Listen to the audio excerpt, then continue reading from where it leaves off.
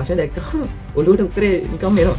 ඒක මාර ක්‍රමයකට වාට තියෙන යම්කිසි ක්‍රමවේදයක් සූක්ෂම වෙන්න ඕන. පළවෙනි පාඩමේ මෙන්න මේ හරියෙන් තමයි වැඩිපුරම අහලා තියෙන්නේ. ඔය විදිහට වාට යම් හොඳ අවබෝධයක් ගන්න ඕන. නැත්නම් MCQ එක. MCQ එකක් කරන්න නම් MCQ එක ගැන හොඳ අවබෝධයක් තියෙන්න. කලා විෂය ධාරාවෙන් ඉගෙන ගන්න ඔයාලට විශේෂ වීඩියෝවක් අද කතා කරන්න සූදානම් වෙන්නේ MCQ ගැන. මොකද ලකුණු ගන්න පුළුවන් සහ විතරක් නෙමෙයි අපිට ඒකකට යන්න වැදගත්ම වෙන කොටස තමයි MCQ එක කියන්නේ. ඒකට MCQ එකෙන් ඔයාලා ලකුණු අපි හිතමු ප්‍රශ්න 40ක් තියෙන පේපර් එකක නම් අනිවාර්යෙන් ලකුණු 35ක් ගත්තොත් ඔයාලට ලියන එකෙන් ඉතුරු ලකුණු ටික අරගෙන ඒකට අනිවාර්යෙන් යන්න පුළුවන්. හැබැයි ඔයාලට සාමාන්‍ය 30ක් 35ක් අතර නම් ලකුණු තියෙන්නේ. ඔයාලට ලියන එකෙන් ටිකක් වැඩිපුර මහන්සි වෙන්න වෙනවා ඒකට යන්න. තේරුණාද? 30ට අඩුයි නම් ඒකක් ගැනීමේ සම්භාවිතාවය හරිම අඩුයි. right? එතකොට මේ MCQ එක කියන්නේ අපිට හදවත වගේ. තේරුණාද? පේපර් එකක හදවත වගේ තමයි MCQ එක කියන්නේ. මොකද MCQ එක නැත්තම් අපිට යන්න බෑ. ඒකට අපි කොහොමද ඔය MCQ එක ගොඩ දාගන්නේ? ඔක තමයි අද සරලව කතා කරන්නේ එක මාතෘකාවයි අද කතා කරන්නේ. ඇත්තටම අපි කොච්චර පාඩම් කරලා තිබුණත් අපි කොච්චර මතකයේ පාඩම් තිබුණත් වැඩක් වෙන්නේ නැහැ. මොකද අපි විභාගයකට ගිහිල්ලා ප්‍රශ්න වලට තමයි මුහුණ දෙන්නේ. ප්‍රශ්න තමයි අපෙන් අහන්නේ. අපිට ඒකට උත්තර මතක් වෙන්න ඕනේ. ඒ තැනට අපේ මනස හදා ගන්න ඕනේ. තේරුණාද? ඒක තමයි වෙන්න ඕනේ. මේ මාස දෙකේ තුනේ වෙන්න ඕන ඕක තමයි. තේරුණාද? එතකොට මේ වීඩියෝ එක බලන්න සමහර විට ලබන අවුරුද්ද එක්සෑම් තියෙන කෙනෙක් වෙන්න පුළුවන්, අලුතෙන් ආපු කෙනෙක් වෙන්න පුළුවන්, තව මාස දෙකක් තියෙන කෙනෙක් වෙන්න පුළුවන්. කවුරු වුණත් මේක තාමත් වැදගත් ක්‍රමයක්. රයිට්?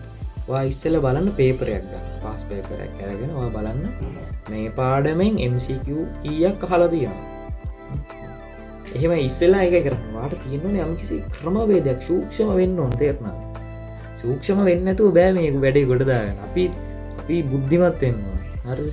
එතකොට අපි කරන්න ඕන මොකද්ද? ගන්නවා පාස් පේපර් දෙකක් තුනක් ගත්තත් කිසි අවුලක් නැහැ. ඒක තමයි හොඳම දේ.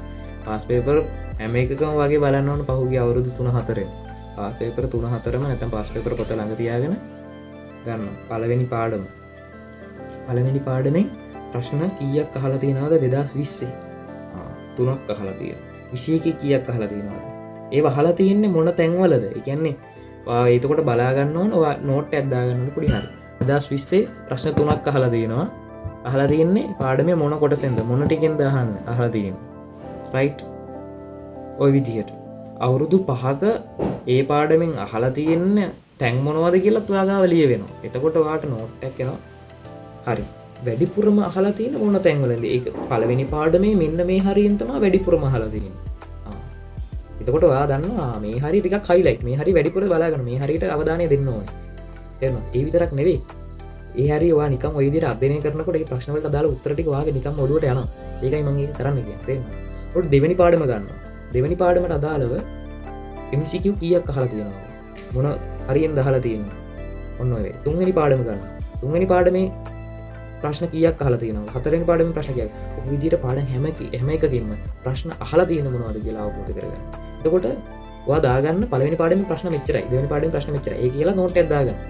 ඔයා බලන්න අවසානයේදී වැඩිපුරම ප්‍රශ්න අහලා තියෙන මොන පාඩමෙන්ද? නැත්නම් ඔක්කොගෙම එක සමානව අහලා තියෙනවද? අඩුවෙන් ප්‍රශ්න අහලා තියෙන මොන පාඩමෙන්ද? ඔය විදිහට ඔයාට යම් හොඳ අවබෝධයක් ගන්න ඕනේ. ඇත්තටම MCQ එක කියන්නේ.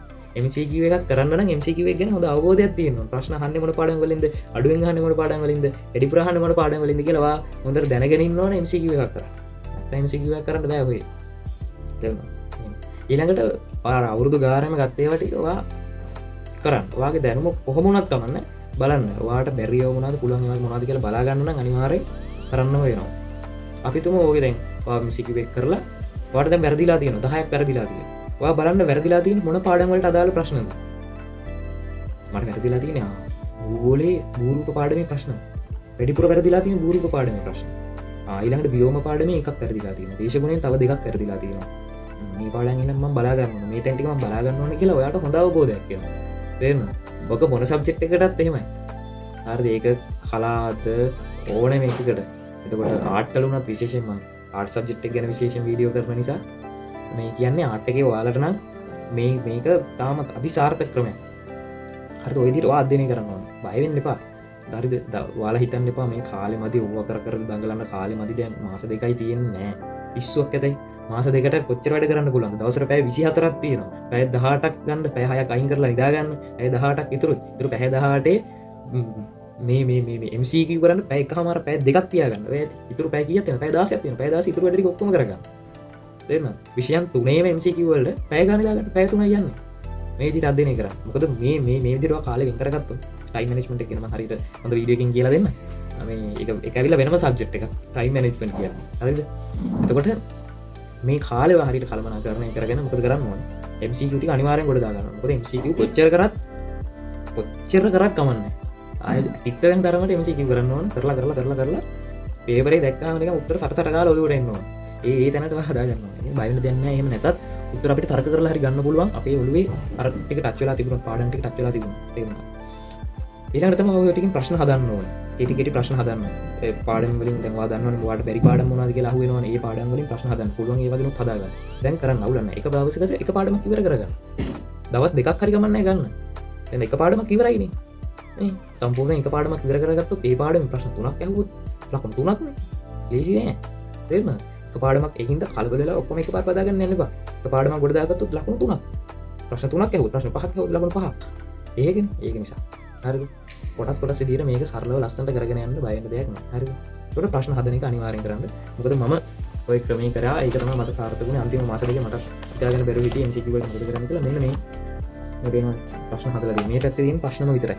කරන්න ඕන ඔය පළවෙනි පාඩම නම් පළවෙනි පාඩමේ අපි හිතමු භූගෝලයේ වල ජියෝග්‍රැෆි වල හිතමු භූරූප පාඩමේ ප්‍රශ්න ලියලා උත්තරත් ලියලා MCQ මම කියන්නේ මේ MCQ ප්‍රශ්න පොඩි කරුණු ඒ රචනා ප්‍රශ්න වලට ඇත්තටම වෙනම ස්ට්‍රක්චර් එකක් තියෙනවා ඒක කරන්න ඕනේදී මම රචනා ප්‍රශ්න වලට වෙනම වීඩියෝ එකක් දාන්න MCQ ප්‍රශ්න හදාගන්න කෙටි ප්‍රශ්න හදාගෙන මේ විදිහට ඒක මේ පැත්තේ ප්‍රශ්න විතරයි ඒ කරලා සරල උත්තර නෙදී උත්තර මේ පැත්තේ උත්තර ටික වෙනම දාගන්න මේ පැත්තේ උත්තර ටික වෙනම දාගන්න ඒකලවා මොකද කරන්න ඕන ප්‍රශ්න කියවනවා එහා පැත්තෙන් උත්තරේ බලලා පාඩම් කරගන්නවා මේ පැත්තෙන් ආයෙ ප්‍රශ්න බලනවා එහා පැත්තෙන් ආයෙ උත්තරේ බලලා පාඩම් කරගන්නවා ඔය විදිහ පැය භාගයක් කරත් ඇති ඕක 10 වතාවක් වෙන්න ඕනෙත් නැහැ 5-6 වතාවක් වුණා කියන්නේ ඔයාලට මේ පැත්තේ මෙහෙම ප්‍රශ්න දකින්නවනේ ප්‍රශ්න දැක්කම ඔළුවට උත්තරේ නිකම්ම එනවා ඒක මාර ක්‍රමයක් ඇත්තට මේක මට හිතලා මම හදාගත්තේ මේක ඇත්තටම සුපිරි ක්‍රමයක් මේ ක්‍රමෙන් තමයි මට අනිවාර්යයෙන් එකක් ගන්න පුළුවන් වුණේ මේක ඇත්තටම මාරම ක්‍රමයක් මොකද අර අපි ප්‍රශ්නේ